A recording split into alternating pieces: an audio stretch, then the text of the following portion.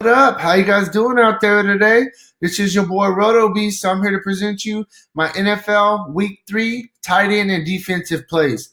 If you're new to this channel, please make sure you click the subscribe button below. This way you can watch all my MLB, NBA, and NFL videos. And if you haven't already, go check out my new website at www.dfscheatsheet.com. We have all the tools, including a complete optimizer, tons of content, everything that you need to help you compete with the pros day in and day out. So check it out, www.dfscheatsheet.com.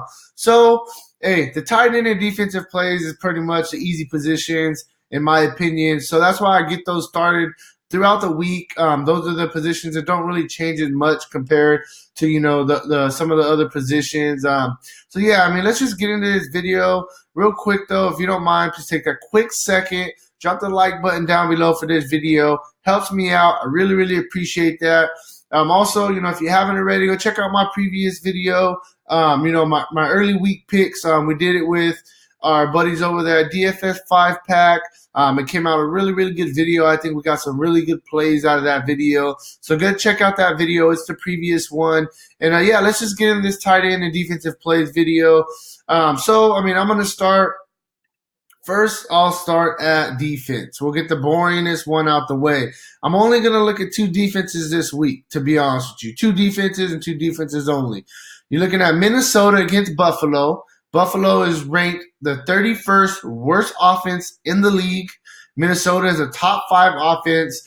Buffalo, they have a lot of drama going on with them. I mean, they had a guy just quit at halftime last week. Their team is absolutely horrible. So I definitely think that the Vikings are going to be the top defense of the week.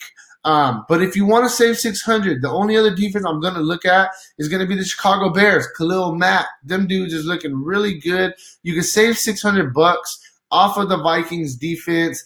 And go with the Chicago Bears defense. Going against Arizona. Arizona's ranked 32nd in the league, so they're last in the league in offense. Both defenses that I picked are solid defenses going against the two bottom offenses in the league. So I definitely think you either go Minnesota Vikings, save 600, and go with the Bears. Don't try to get cute and go elsewhere. Those are the top two defenses easily on this slate. So definitely think that you look at both of those defenses.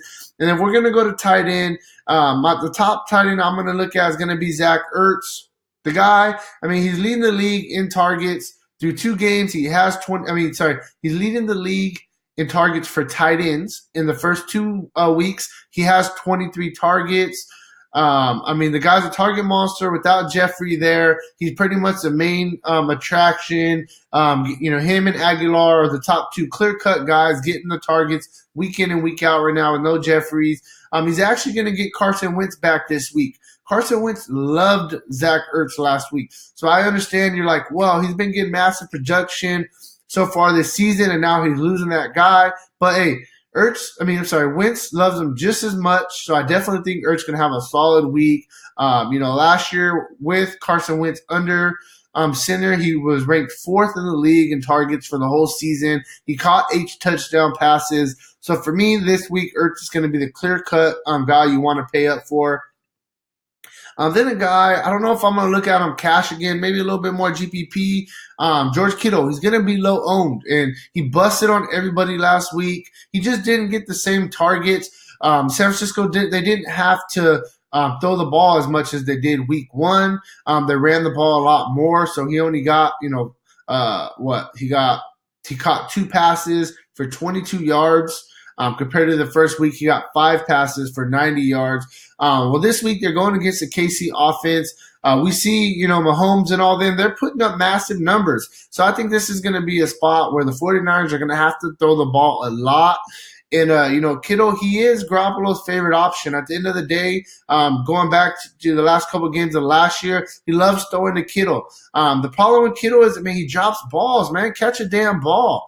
But, overall, I like Kittle. I definitely think I could go back to the well. He's going to be low. Nobody's going to be on him because he did bust last week. So for GPP, I think I'm going to look at Kittle.